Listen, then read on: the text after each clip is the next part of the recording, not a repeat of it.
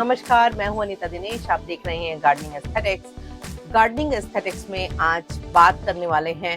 कुछ ऐसे इंग्रेडिएंट्स के बारे में जो बिल्कुल ही ऑर्गेनिक यानी कि नेचुरल होते हैं, और अगर आप उनको अपने प्लांट्स में यूज करते हैं तो उनसे आपके प्लांट्स को कुछ ना कुछ बेनिफिट जरूर पहुंचता है। और बहुत सारे लोगों को ये लगता है कि ये फैंसी इंग्रेडिएंट्स हैं, इनकी क्या जरूरत है, इनकी कोई जरूरत नहीं है। अभी कुछ दिनों पहले मैंने पीस लिली की सॉयल मैं कैसे बनाती हूँ उस पर एक वीडियो डाला था, आपको बहुत पसंद आया था, पर किसी ने उस पर कमेंट किया कि आप तो ऐसे लग रहा है जैसे सब्जी बना रही हैं, इतने इंग्रेडिएंट्स डाल दिए। देखो, जब हम लोग वीडियोस बनाते हैं तो वो हमारे अपने एक्सपीरियंस पे आधारित होता है। मैं जब भी वीडियो बनाती हूँ तो मैं वो बताती हूँ जो मैंने लर्न किया है, मैंने सीखा है और उसके मुझको बेनिफिट्स मिले हैं।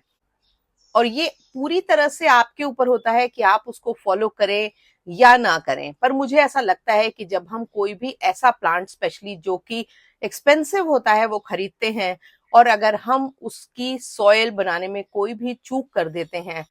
हमारे उस प्लांट की लाइफ बिल्कुल कम होती है, उसकी ग्रोथ नहीं होती है, और फिर हम दोष देते हैं कि हम तो ऐसे एरिया में रहते हैं। क्योंकि मुझसे बहुत सारे लोग पूछते हैं कि आप क्या देहरादून में रहती हैं, हरिद्वार में रहती हैं, किसी हिली एरिया में रहती हैं जिससे आपके प्लांट इतने हेल्दी हैं। तो जब मैं उनको बताती हूँ कि नहीं, मैं दिल्ली एनसीआर में रहती हूँ, तो उनको बड़ा सरप्राइजिंग लगता है और उनको लगता है कि नहीं, यहाँ तो इतनी गर्मी पड़ती है, फिर ठंड भी इतनी पड़ती है। तो मैं उन तमाम लोगों को यही बताना चाहूंगी कि देखो, कहीं भी आप रहो, अगर आप अपने प्लांट को उसके नेचुरल हैबिटेट के जैसी परिस्थितियां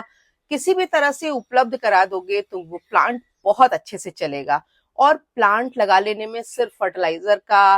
रोल नहीं होता है। प्लांट के लिए उसकी लोकेशन, उसकी सनलाइट की रिक्वायरमेंट और उसके साथ ही उसकी जो मिट्टी होती है वो भी बहुत ज्यादा इंपॉर्टेंट होती है। तो आज हम बात करेंगे कुछ ऐसे इंग्रेडिएंट्स के बारे में जिनसे आप अपने प्लांट की सॉइल को मॉडिफाई कर सकते हैं, बेहतर कर सकते हैं, और उसके बेनिफिट आपको किसी न किसी फॉर्म में जरूर मिलते हैं। कई बार हमको ये लगता है कि ये बहुत जरूरी इंग्रेडिएंट्स नहीं है और हम उनको कई बार स्किप भी कर सकते हैं, पर कई बार इनके डालने के बेनिफिट्स मैंने देखे हैं। और क्योंकि ये कुल 8 इंग्रेडिएंट्स हैं जो कि नेचुरल हैं, ऑर्गेनिक हैं, और इनमें से कोई भी ऐसा इंग्रेडिएंट नहीं है जो बहुत ज्यादा एक्सपेंसिव है। और ये कुल 8 इंग्रेडिएंट्स हैं, पर एक वीडियो में अगर मैं 8 इंग्रेडिएंट्स के बारे में बताऊंगी तो फिर बड़ा मुश्किल हो जाएगा उनको डिटेल में बताना। क्योंकि मैं ये चाहती हूँ कि जब मैं किसी भी एक इंग्रेडिएंट के बारे में बात करूं तो मैं आपको उसके बारे में ईच एंड एवरी डिटेल समझा दूं, ताकि आप उसको कैसे डालना है, कब नहीं डालना है, क्यों डालना है, इसके मुझको पर्सनली क्या एडवांटेजेस हुए, इन सब बातों पे हम गौर करेंगे। इसलिए आज के वीडियो में हम बायोचार, लेकाबॉल और पर्लाइट के बारे में बात करेंगे, और इनके प्लांट्स को क्या बेनिफिट्स हैं, इनको कब डालना है, कैसे डालना है, क्यों डालना है, किन प्लांट्स में नहीं डालना है, इन सभी बातों पे हम गौर करेंगे। पर वीडियो शुरू करें इसके पहले मेरे चैनल को सब्सक्राइब करना बिल्कुल भी मत भूलिएगा। वीडियो अगर पसंद आता है तो उस पर लाइक करने से, उस पर कमेंट करने से हमारे वीडियोस की स्प्रेड ज्यादा होती है, वो ज्यादा लोगों तक पहुंचता है, और आपकी तरफ से मेरी मेहनत का ये रिवॉर्ड होता है। बेल आइकन जरूर पुश कर दिया करें ताकि जो भी मैं गार्डनिंग से रिलेटेड अपडेट करती हूँ वो आप तक झटपट पहुंच जाया करे। चलो सबसे पहले बात कर लेते हैं बायोचार यानी लकड़ी का कोयला। तो ये है बायोचार, ये वाला जो कोयला जो लोग शहरों में रहते हैं, अपार्टमेंट्स में रहते हैं, और जिनका रूरल से कोई बहुत ज्यादा ताल्लुक नहीं है, तो मैं उनको बता दूं कि ये वो कोयला है जो आपके प्रेस वाले भैया अपनी कोयले वाली आयरन में डाल करके कपड़े प्रेस करते हैं। और ये आसानी से आपको शहरों में भी मिल जाएगा। इवन ये आपको अमेजोन पे, ब्लिंकिट पे और इंस्टामार्ट से आप कहीं से भी इसको मंगा सकते हैं। वो बात अलग है कि जब आपके प्रेस वाले भैया ला करके देंगे या उनसे पूछ करके आप उस शॉप से जाके लेंगे तो आपको जितने पैसों में बहुत सारा मिलेगा, पर जब आप किसी ऐसी साइट से मंगाएंगे तो थोड़ा सा और काफी एक्सपेंसिव मिलेगा। हमको इसका लगभग आधे से 1 चम्मच चूरा चाहिए अपने प्लांट्स में डालने के लिए। अगर आप इसको जब डालते हैं तो ये आपकी किसी भी खाद से महंगा नहीं पड़ने वाला है, बहुत ही ज्यादा ऑर्गेनिक चीज है, आपके प्लांट को बहुत बेनिफिट करने वाली है। पर हाँ, हमेशा ये याद रखना होगा कि लेस इज मोर, यानी कि कोई भी इंग्रेडिएंट हम यूज करते हैं तो उसकी क्वांटिटी हमको ध्यान रखनी पड़ेगी। ऐसा नहीं है कि पूरा प्लांट आप इसी में लगा दें या आप इसको एक प्लांट में 1 कप यूज कर लें तो आपके प्लांट अच्छे हो जाएंगे, ऐसा नहीं है। जितनी क्वांटिटी बताई जाती है उतनी क्वांटिटी को ही यूज करना चाहिए। मैं अपने वीडियोस में कम क्वांटिटी भी इसीलिए बताती हूँ क्योंकि मुझे पता है कि अगर मैं थोड़ा भी बताऊंगी तो कई बार बहुत से लोग थोड़ा बहुत ज्यादा तो डाल ही देते हैं। तो इसलिए हमेशा ये ध्यान रखो कि अगर कम होगा तो नुकसान नहीं है, पर अगर कोई चीज ज्यादा हो जाएगी तो वो नुकसान कर सकती है। इसलिए चाहे वो नेचुरल या ऑर्गेनिक ही क्यों ना हो, अपने प्लांट्स में बायोचार को यूज करने के लिए उसे सॉइल मिक्स में डाल सकते हैं और इसको आप चूरे के फॉर्म में, पाउडर के फॉर्म में, छोटे छोटे टुकड़ों के फॉर्म में या फिर पानी में गला करके स्प्रे करके या उस पानी को प्लांट की मिट्टी में डाल करके इन तमाम तरह से यूज कर सकते हैं। अब अनुपात को अगर मैं आपको बताऊं तो मान लीजिए कि आपने 10 कप पॉटिंग सॉयल ली है तो उसमें 1 कप बायोचार चूरे पाउडर या फिर छोटे सॉलिड टुकड़ों गिट्टी के फॉर्म में आप उसको यूज कर सकते हैं। गर्मियों के दिनों में बायो चारकोल का यूज आपके प्लांट की मिट्टी को ज्यादा बेहतर बनाता है, जिससे कि आपका जो प्लांट जल्दी जल्दी पानी सूख जाने की वजह से कुम्हला जाता है, मरने लगता है, उसकी पत्तियां जलने लगती हैं, उससे काफी हद तक बचत करती है। और खास करके ये इंडोर प्लांट्स में डालने के लिए एक बहुत ही शानदार इंग्रेडिएंट है क्योंकि इसका स्ट्रक्चर पोरस होता है। इसकी वजह से ये मिट्टी में मॉइस्चर को ज्यादा देर तक होल्ड करके रखने में मदद करता है और इसके साथ ही ये आपके प्लांट को नाइट्रोजन और फास्फोरस को ज्यादा बेहतर तरीके से एब्जॉर्ब करने में भी मददगार होता है और तरह तरह की माइक्रोबियल एक्टिविटीज इसके अंदर होती हैं, जिसकी वजह से ये मिट्टी का जो स्ट्रक्चर होता है, मिट्टी की जो प्रोफाइल होती है, उसको भी ये काफी ज्यादा बेहतर बनाता है। मिट्टी ज्यादा न्यूट्रिटिव होती है और प्लांट की रूट के लिए ज्यादा आसान हो जाता है न्यूट्रिएंट्स को प्लांट तक पहुंचाना। सॉइल में एयरेशन और ड्रेनेज को ज्यादा बेहतर बनाता है, जिसकी वजह से उसका स्ट्रक्चर इंप्रूव होता है और मिट्टी बहुत ज्यादा जल्दी सख्त और हार्डी नहीं होती है, जिससे आपके जो डेलिकेट प्लांट्स होते हैं, खास करके जिनका रूट सिस्टम बहुत एक्सटेंसिव नहीं होता है, उनकी रूट्स को मजबूती प्रदान करने में काफी ज्यादा हेल्प करता है। और तमाम तरह के ट्रॉपिकल अरॉइड्स में आप इसको इस्तेमाल करके देखें क्योंकि मैं अपने तमाम philodendron, pothos, piece lily, aglaonema, calathea, जीजी प्लांट, इस तरह के जो फैंसी ट्रॉपिकल प्लांट्स हैं उनकी मिट्टी में मैं हमेशा ही इसको यूज करती हूँ और यकीन मानिए कि इसका बहुत ज्यादा बेनिफिट होता है। मिट्टी देखने में तो रिच होती ही है, प्लांट भी उसमें ज्यादा अच्छे से ग्रो करते हैं। ये मेरा अपना निजी व्यक्तिगत अनुभव है।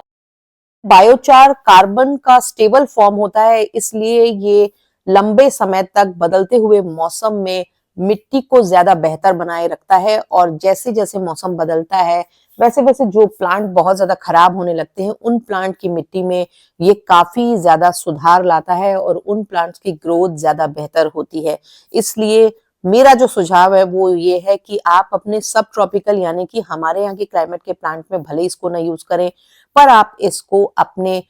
तमाम अरॉइड्स या ट्रॉपिकल फैंसी प्लांट्स की मिट्टी में जरूर यूज करें और उसके आपको बहुत ज्यादा फायदा देखने को मिलेगा। बहुत महंगी चीज नहीं है, बहुत थोड़े से पैसे में काफी बड़ी क्वांटिटी आ जाती है। ये सॉइल के पीएच को तो एलिवेट करता ही है, साथ में इसमें मौजूद जो न्यूट्रिएंट्स होते हैं वो प्लांट को काफी बेनिफिट करते हैं और बहुत सारी स्टडीज में ये पाया गया है कि उन एरियाज में जहां पर कुछ खास प्लांट वैरायटीज नहीं चलती हैं, अगर मिट्टी में लकड़ी के कोयले का उपयोग किया जाए तो वो प्लांट वैरायटी काफी हद तक वहां ठीक से ग्रो होने लगती हैं। इसलिए बहुत सारी जगहों पे खेती में भी इसको इस्तेमाल किया जाता है। पर एक बात आपको हमेशा याद रखनी है कि जरूरत से ज्यादा क्वांटिटी कभी भी नहीं यूज करनी है, किसी भी प्लांट में नहीं यूज करनी है, क्योंकि अगर आप जरूरत से ज्यादा क्वांटिटी यूज करेंगे तो ये नेगेटिवली प्लांट को इम्पैक्ट करेगी। बायोचार एक कंप्लीट ऑर्गेनिक फर्टिलाइजर की तरह वर्क करता है और बहुत ज्यादा जब गर्मियां पड़ रही होती हैं और आप अपने प्लांट को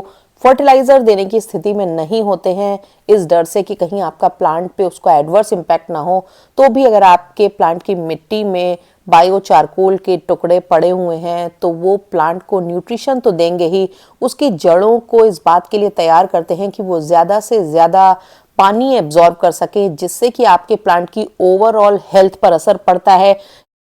की मिट्टी को प्लांट के लिए ज़्यादा बायो अवेलेबल बनाते हैं, उसके पीएच को बैलेंस करते हैं, जिसकी वजह से प्लांट की ओवरऑल ग्रोथ पे उसका काफ़ी अच्छा इम्पैक्ट पड़ता है। ये लेने वाली हूँ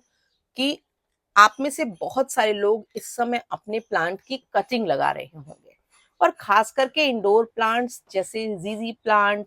और तमाम तरह की peace lily, aglaonema, calathea, philodendron, pothos, इन सब की कटिंग लगाने के लिए ये एक बहुत ही शानदार मीडियम है जो आपकी कटिंग को 100% सक्सेसफुल बनाता है अगर आप इसको सही तरीके से उपयोग करना सीख लें। मैं टाइम टू टाइम इनमें तमाम कटिंग्स ग्रो करती रही हूँ, जो कि बहुत ही अच्छा जिनका रिजल्ट रहा है।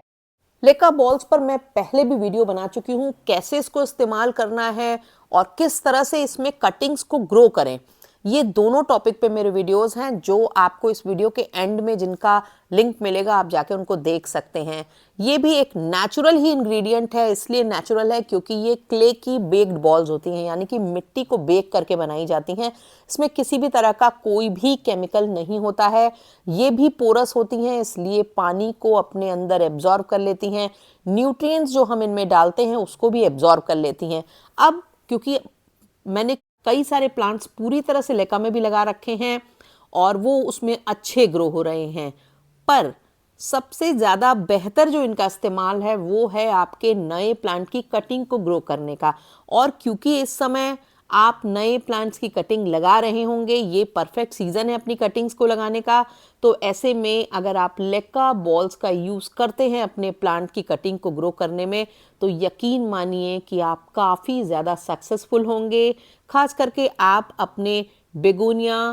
Pothos, philodendrons, peace lily, aglaonema, calathea, जीजी प्लांट, फर्न, इन जो प्लांट्स की कटिंग्स हैं, जो बहुत सारी इनकी ऐसी वैरायटीज़ हैं जिनकी कटिंग्स बहुत सक्सेसफुली आप नहीं भी ग्रो कर पा रहे हैं, अगर आप लेका बॉल्स में उनको लगा करके ग्रो करेंगे, सिंगोनियम्स की कटिंग को ग्रो करिए, मॉन्स्टेरा की कटिंग्स को ग्रो करिए, जितने भी ट्रॉपिकल अरॉइड्स हैं उनमें को अगर आप इस लेका बॉल में उनकी कटिंग्स को डाल देंगे तो ये बहुत अच्छे से चलेंगी। और इनको आप बस सही तरीके से इस्तेमाल करिए अपनी कटिंग्स को ग्रो करने में। कुछ दिनों तक एक बेहतरीन प्लांट अरेंजमेंट बना के उनको इंडोर्स में रखिए, और जब रूट आ जाए तो उनको फिर ले जा करके आप अपने पॉट्स में ट्रांसप्लांट करिए। लेका बॉल्स को यूज़ करके आप अपने प्लांट्स की मल्टीपल कटिंग्स को एक बार में ग्रो कर सकते हैं, और जिनको कि अब रूट आ जाने पर अगर आप हैंगिंग प्लांटर्स में लगा देंगे तो तुरंत ही आपका एक फुल पॉट तैयार हो जाएगा। यानी कि ये काफ़ी ज़्यादा आसान, बेनिफिशियल है। दूसरा, निगलेक्ट होने के चांसेस इसलिए नहीं होते हैं क्योंकि एक बार अगर आपने इसमें पानी डाल दिया तो सप्ताह भर की छुट्टी हो जाती है, फिर आप संडे के दिन चेक कर लीजिए, अगर पानी कम हो रहा है तो थोड़ा सा रिफिल कर दीजिए, या फिर उसको अच्छे से धो करके पानी को चेंज कर दीजिए। और पानी को चेंज करना भी इतना मुश्किल नहीं है, बस टैप के नीचे लगाइए, पानी जब अच्छे से ओवरफ्लो हो जाए, यानी कि खराब पानी निकल जाए, नया पानी उसको रिप्लेस कर ले, तो फिर आप इसमें से 1/4 पानी को छोड़ करके रेस्ट ऑफ द वाटर निकाल दीजिए। और फिर आप देखिए कि आपकी जो कटिंग्स हैं वो बहुत अच्छे से ग्रो होंगी। और मैं बहुत सालों से मेरे पोथोस की, सिंगोनियम्स की जो कटिंग्स होती हैं उनको ग्रो करने में मैं लेका बॉल्स को यूज़ करती हूँ, और ये एक बहुत ही सफल माध्यम है कटिंग्स को ग्रो करने का और मल्टीपल प्लांट तैयार करते रहने का। तुरंत ही आपको एक फुल पॉट प्लांट मिल जाएगा 10 दिनों में, अगर आप लेका को सही तरीके से इस्तेमाल कर लेंगे। और अगर आप लंबे समय तक लेका बॉल्स में प्लांट को ग्रो करके रखना चाहते हैं तो आपको एक तो हफ्ते 10 दिन में प्लांट में पानी को रिप्लेस करते रहना पड़ेगा, पानी को रिफिल करते रहना पड़ेगा, और साथ ही कोई अच्छा हाइड्रोफोनिक फर्टिलाइजर आपको यूज करते रहना पड़ेगा, जिससे कि आपके प्लांट को न्यूट्रिएंट्स मिलता रहे। क्योंकि लेका बॉल्स बेक्ड क्ले बॉल्स होती हैं, उनमें किसी तरह का खुद में न्यूट्रिएंट नहीं होता है, इसलिए हमको इनको अलग से न्यूट्रिएंट देने पड़ते हैं। तीसरा जो इंग्रेडिएंट है वो है परलाइट। परलाइट में अलग से तो कोई बहुत ज़्यादा सिग्निफिकेंट न्यूट्रिएंट्स नहीं होते हैं। मेजरली इसका जो मेजर कंपोनेंट होता है वो सिलिकॉन होता है, पर ये वॉल्केनिक ऐश होती है जिसको कि हम अगर सॉयल में यूज़ करते हैं तो ये सॉयल में वाटर को रिटेन नहीं होने देती है, उसकी पोरोसिटी बढ़ाती है और वाटर लॉगिंग से मिट्टी को निजात दिलाती है। तो परलाइट का जो यूज़ है वो लगभग वैसा ही आप मिट्टी में मान लीजिए जैसा कि कोर्स सैंड होता है, पर इसका स्ट्रक्चर क्योंकि उससे बेटर होता है तो इसके रिजल्ट्स भी बेटर होते हैं। पर हमेशा ये ध्यान रखना है कि ज़रूरत से ज़्यादा इसका इस्तेमाल मिट्टी में सही नहीं रहेगा, और बेसिकली ये उन प्लांट्स के लिए ज़्यादा बेहतर है जो प्लांट बहुत ज़्यादा वाटर रिटेंशन नहीं चाहते हैं सॉयल में। खास करके सक्यूलेंट्स हो गए, कैक्टस हो गए, या इस तरह के तमाम प्लांट जिनकी वाटरिंग की रिक्वायरमेंट कम है या उनको पानी तो चाहिए पर वाटर लॉगिंग नहीं चाहिए, ऐसे जो तमाम प्लांट हैं उनकी मिट्टी में परलाइट को मिलाने के बहुत ज़्यादा फायदे हैं। और इसके साथ ही मैं इनको अपनी अरॉइड सॉयल में भी मिलाती हूँ, क्योंकि उसका फ़ायदा ये होता है कि कुछ एक ग्रैन्यूल्स इनके होने से कई बार अगर मान लीजिए बहुत ज़्यादा ओवर वाटरिंग हो जाती है, या हम अपने प्लांट को सिरेमिक के प्लांटर्स में या प्लास्टिक के प्लांटर्स में लगाते हैं, तो उसकी मिट्टी को ये ज़्यादा बेहतर बना देते हैं और बहुत ज़्यादा नीचे की तरफ वाटर लॉगिंग होने नहीं देते हैं। तो मैं कई बार परलाइट जब मिलाती हूँ तो प्लांटर्स में, खास करके सिरेमिक के प्लांटर्स में, नीचे एक इनकी लेयर लगा देती हूँ। और आप इनको कैक्टस में और सक्यूलेंट में यूज़ करिए या उन प्लांट्स में यूज़ करिए जिनको बहुत ज़्यादा मॉइस्चर की ज़रूरत नहीं है, आपको इसके उसमें बेहतर रिजल्ट्स देखने मिलेंगे। परलाइट मिट्टी में एयर पॉकेट्स बना देते हैं जिनकी वजह से वाटर रिटेंशन नहीं होता है मिट्टी में।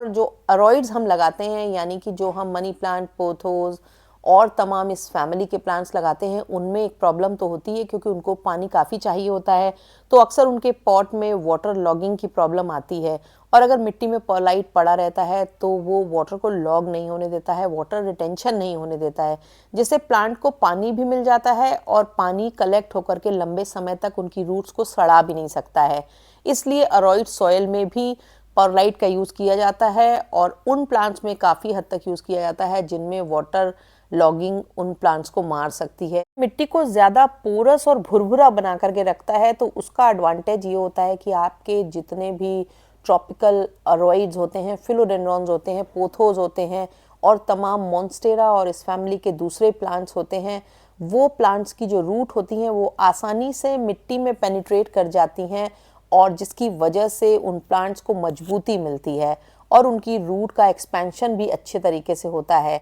और यकीन मानिए कि ये तीनों ही इंग्रेडिएंट आपकी गार्डनिंग में बहुत ज़्यादा बेनिफिशियल हैं। ये आपकी मिट्टी की क्वालिटी को इम्प्रूव करते हैं, और साथ ही साथ जो बेनिफिट्स मैंने बताए हैं वो तो इनके साथ मिलते ही मिलते हैं। आशा है ये वीडियो आपको पसंद आया होगा, और अगर वीडियो पसंद आया हो तो जाकर के चैनल को सब्सक्राइब कर लो। Thank you very much.